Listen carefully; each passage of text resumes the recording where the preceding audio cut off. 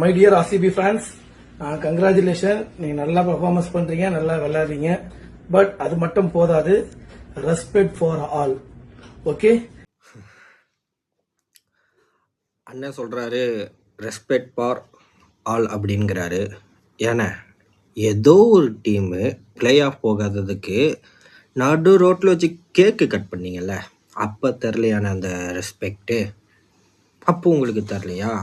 இந்த ரெஸ்பெக்ட்லாம் உங்களுக்கு இப்போ தான், இந்த 2 வருஷமா 3 வருஷமாக தான் தெரிஞ்சுக்கிட்டு இருக்குது.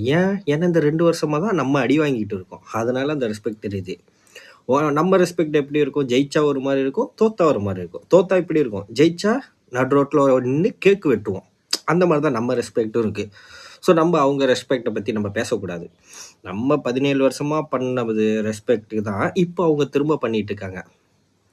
அவங்க ஜெயிச்சதுக்கு பண்ணுறாங்க, அதை நம்மளால ஏற்றுக்க முடியாது.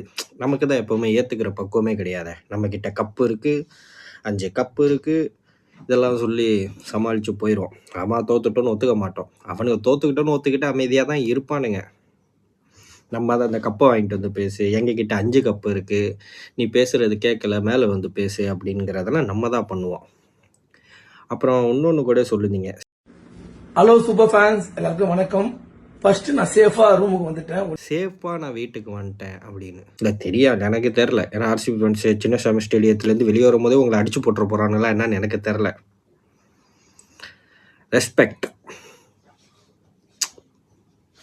ரெஸ்பெக்ட்ண்ணே, ரெஸ்பெக்ட்.